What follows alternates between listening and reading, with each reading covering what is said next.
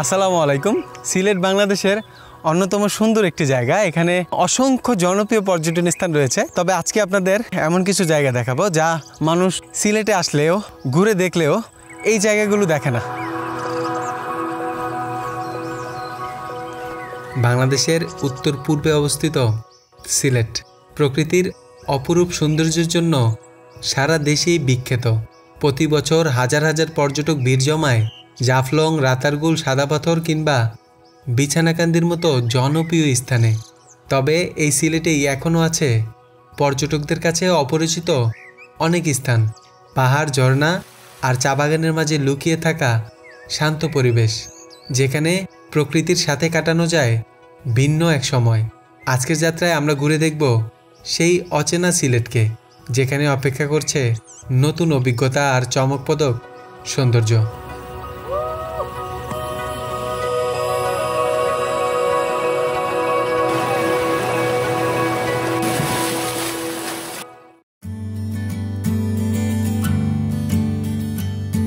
আমাদের আজকের যাত্রা শুরু হচ্ছে ঢাকার সায়দাবাদ থেকে সিলেট শহরের উদ্দেশ্যে।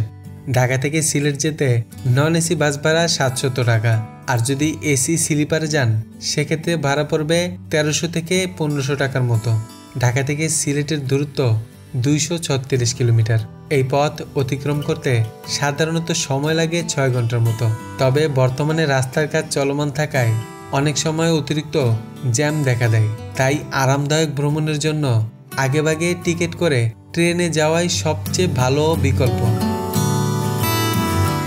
চলে আসছি সিলেটের হুমায়ুন চত্বরে, আর বাসটি এখানে আপনাদের নামিয়ে দেবে। এখান থেকে আপনারা গাড়ি ভাড়া করে তারপরে চলে যেতে পারবেন আপনাদের গন্তব্যের দিকে। কোন গাড়ি ভাড়া করবেন সেটা নির্ভর করবে আপনারা কতজন একসাথে আসছেন সেটার উপরে।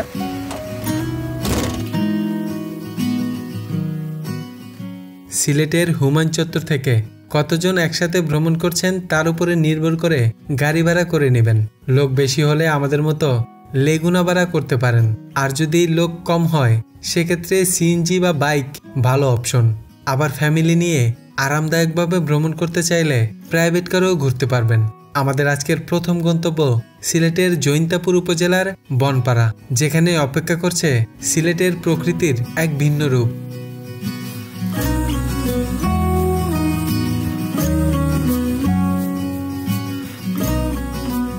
এটা হলো সিলেট থেকে আসার রাস্তা, আর এই পাশে জাফলংয়ের দিকে চলে গেছে। আর আমরা আছি দরবস্ত বাজার, আর এই যে ভিতরের দিকে চলে যেতে হবে। এদিক দিয়ে চলে গেলেই বনপাড়া, বনপাড়া নামে যে জায়গাটা আছে তার পাশেই কিন্তু মেঘালয় টি স্টেট রয়েছে।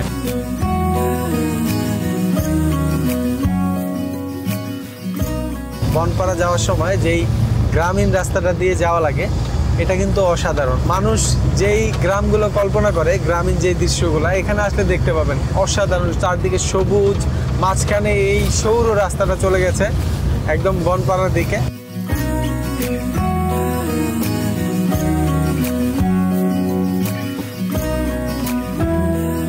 পিছনে যে ছোট ছোট পাহাড়গুলো দেখতেছেন এটাই হলো সেই মেঘালয় টি স্টেট বলে এই পাহাড়গুলোকে।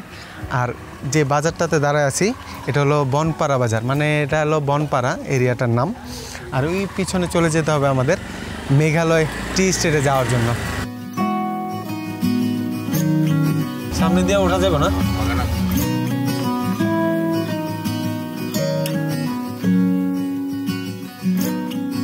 ওই যে পিছনেই আমাদের গাড়িটা নামাই দিছে, মেঘালয় টি স্টেটে চলে আসছি। আর এটার আশেপাশে পাহাড়ই বলা যায়, এটা টিলা না, একটা ছোট্ট পাহাড়, কয়েকটা পাহাড় আছে। তো যে কোনো একটা পাহাড়ে আমরা ওঠার চেষ্টা করবো হেঁটে হেঁটে। ছোট ভাই, তোমার নাম কি? ইয়া হিয়া। ও, সুন্দর নাম। এই নাম কার ছিল বলো তো? হ্যাঁ, আমাদের এক নবীর ছিল, কিন্তু জানো। তোমাদের বাসা কোন দিকে? সামনে? এই ছোটবেলায় পাইছি, মানে যে জায়গায় নামছি ওই জায়গায় দাঁড়ায় ছিল আর কি। পরে রিকোয়েস্ট করলাম যে আমাদের একদম পাহাড়ের উপরে নিয়ে যাইতে, যাতে আমরা সুন্দর একটা ভিউ দেখতে পারি। এই পাহাড়ে ওঠা নামার রাস্তাগুলো একটু জঙ্গল টাইপের, মানে মানুষ খুব কম ওঠে, তো যারা কাজ করে তারাই আশেপাশে থাকে, পর্যটক তো এখানে আসেই না।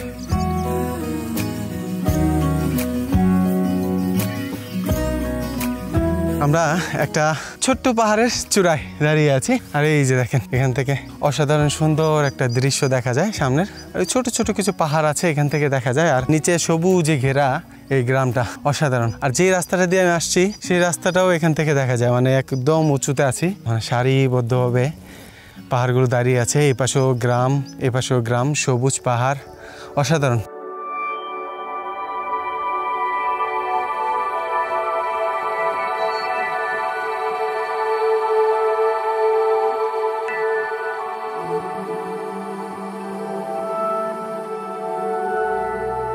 সিলেটের জৈন্তাপুর উপজেলার বনপাড়ায় দাঁড়িয়ে আছে মেঘালয় টি স্টেট।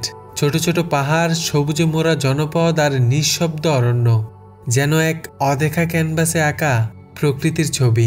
আমরাও উঠে এসেছি এক পাহাড়ের চূড়ায়। নিচে ছড়িয়ে আছে শান্ত গ্রাম, আর দূরে দিগন্ত ছুঁয়ে দাঁড়িয়ে আছে ভারতের মেঘালয়ের পাহাড়গুলো, যেন মেঘের সাথে গোপন আলাপ চলছে। এখানে দাঁড়িয়ে বোঝা যায় প্রকৃতির আসল সৌন্দর্য লুকিয়ে আছে নির্জনতায়।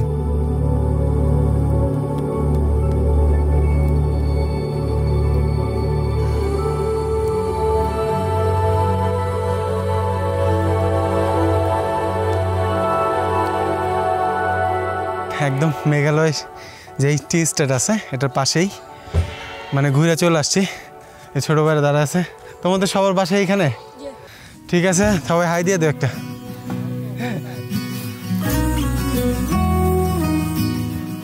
বনপাড়ার পাহাড়ি এই শান্ত জনপদ পেছনে ফেলে এখন আমরা ছুটছি আরো দূরে, আরো রঙিন কিছু দৃশ্যের খোঁজে। সামনে অপেক্ষা করছে এমন কিছু সৌন্দর্য যা চোখে দেখলে মন হারিয়ে যাবে প্রকৃতির মায়ায়।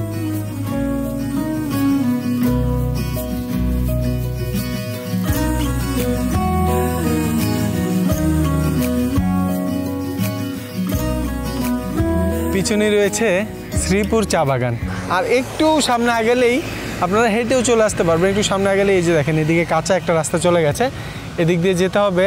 অসাধারণ সুন্দর একটা ঝর্ণা, ঝর্ণার নামও আমি এখন জানি না, একদমই অপরিচিত বলা যায়। মানে এলাকার লোক ছাড়া বা দু একজন পর্যটক ছাড়া বেশি লোক কিন্তু এটা পরিচিত না আর কি।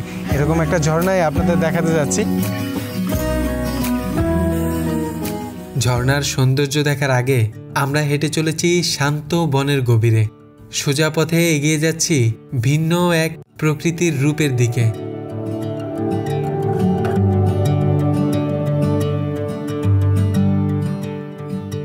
পিছনের এই রাস্তাটা দিয়ে আমরা আসছি শ্রীপুরের একদম নিচে, মানে শ্রীপুর চা বাগান থেকে আপনারা যে ভিউটা দেখেন সেই ভিউটা একদম কাছ থেকে দেখার জন্য।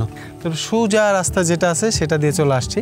আপনারাও সোজা যদি হেঁটে চলে আসেন তাহলে কিন্তু এই যে এমন একটা দৃশ্য দেখতে পাবেন সামনে।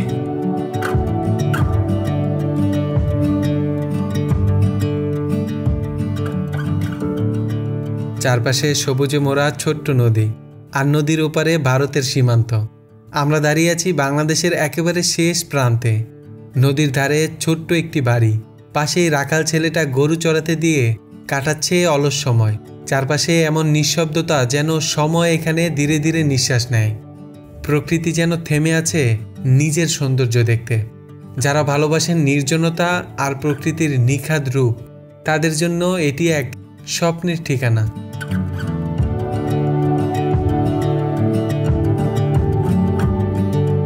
এখানে একটা ছোট্ট ঘরের মতো করে রাখছে যারা পশু পাখি চড়ায় বা কৃষি কাজ করে তাদের জন্য। আর এই সামনে ইন্ডিয়া দেখা যাচ্ছে। এই সামনে যেই নদীটা দেখতেছেন এটা হলো শ্রীপুর নদী, আর শ্রীপুর নদীতে কিন্তু অনেকে মাছ ধরতেছে।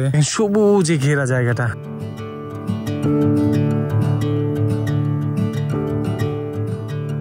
সবুজের অরণ্যকে পাশে রেখে যে বনের ভিতর দিয়ে এসেছিলাম সেই পথ ধরে আবারও কিছুটা এগোলেই হাতের বামে চোখে পড়ে সবুজের মাঝে ছোট্ট এক ঝর্ণা। গহীন অরণ্যের মাঝে ছোট্ট একটা ঝর্ণা, আর এটা খুঁজে বের করতে আমাদের একটু কষ্ট হয়েছে যেহেতু আমরা চিনি না। ছোট্ট একটা ঝর্ণা, কিন্তু সামনে যেই সুন্দর জায়গাটা আছে স্বচ্ছ পানি, এজন্যই এই জায়গাটাতে গোসল করার জন্য চলে আসছি।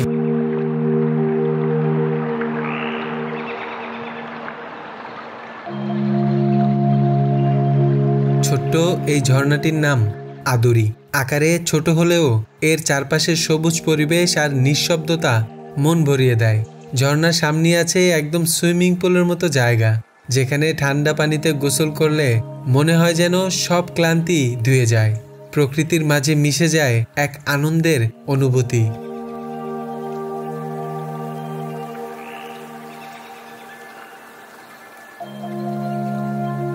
ঝর্ণার সৌন্দর্য দেখে আবারও সেই পথেই ফিরে যাচ্ছি যে পথে এসেছিলাম।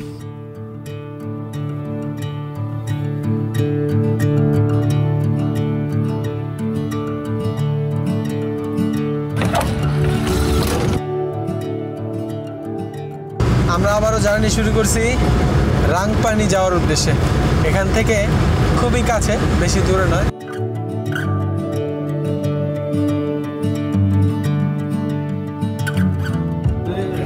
পিছনে মোকামপুঞ্জি সরকারি প্রাথমিক বিদ্যালয়। এখানেই আমাদের যেই লেগুনাটা আছে দাঁড়া করায় আমরা এই যে এই রাস্তা ধরে হেঁটে যাব সামনের দিকে রাংপানির উদ্দেশ্যে।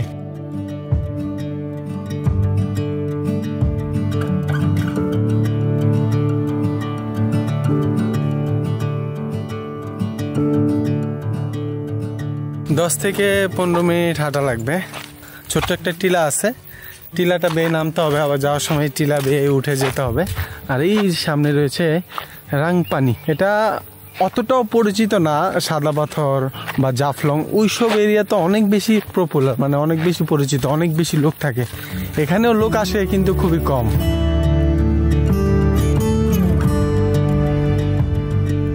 রাংপানি মূলত পাথর দিয়ে ঘেরা একটা অসাধারণ জায়গা। উৎমাছড়া, তুরুংছড়া, বিছানাকান্দি, সাদা পাথর এগুলো কিন্তু একদম সেম দেখতে, তবে জায়গা আর পরিবেশ আলাদা দেখে এটার সৌন্দর্যও কিন্তু আলাদা।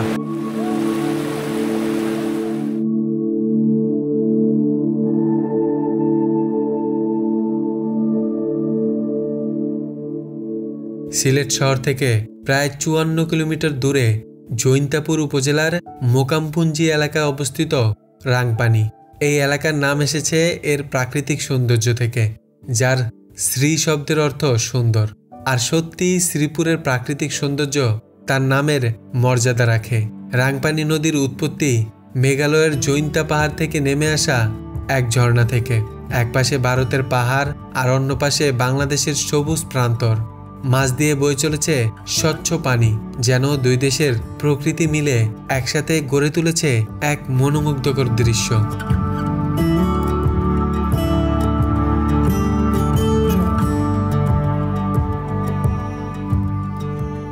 রাংপানির স্বচ্ছ জলধারা পেছনে রেখে এবার আমরা যাচ্ছি বাংলাদেশের অন্যতম সুন্দর মাঠ, যেটা অনেকের কাছে এখন পরিচিত, কারণ এর প্রাকৃতিক সৌন্দর্যের জন্য ব্যাপকভাবে ভাইরাল এই মাঠ। জাফলংয়ের পথে কিছুটা এগোলেই চোখে পড়বে এই বিস্তীর্ণ সবুজ মাঠ, যেখানে পাহাড়, নদী আর দূরে দেখা মিলে ঝর্ণার সৌন্দর্যের। রাংপানি থেকে যখন বেরিয়েছিলাম তখন জামা কাপড় চেঞ্জ করে নিছি, যেহেতু ভিজা জামা কাপড় ছিল। আর এই যে সেই ভাইরাল মাঠ, মানে অনেক ইচ্ছা ছিল এই মাঠে আসার, মানে প্রকৃতির মাঝে গড়ে ওঠা অসাধারণ একটি মাঠ, নলজুরি মাঠ যেটাকে বলা হয়। এর উপরেই মেঘালয়ের ঝর্ণা দেখা যায়, মানে মেঘালয়ের যেই পাহাড়গুলো আছে, ঝর্ণাগুলো আছে, এই জন্যই কিন্তু এটা আরও বেশি সুন্দর লাগে।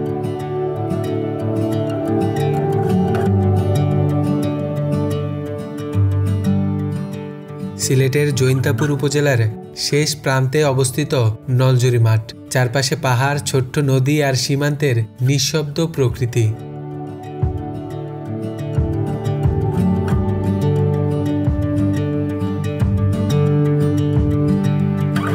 পিছনে দুইটা ঝর্ণা আছে আর মেঘালয়ের পাহাড়গুলো এখান থেকে দেখা যায়, এই জন্যই মানুষ এত পছন্দ করে এই মাঠটাকে।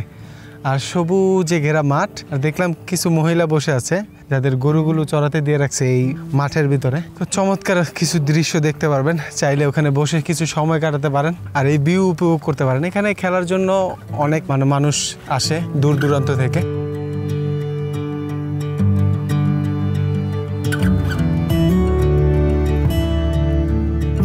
নলজুরি মাঠ থেকে বিদায় নিয়ে ফেরার পথে চোখে পড়ে শ্রীপুর চা বাগানের মনোমুগ্ধকর সৌন্দর্য। ফেরার পথে সময় থাকলে অবশ্যই এই চা বাগানের সৌন্দর্য দেখে যাবেন।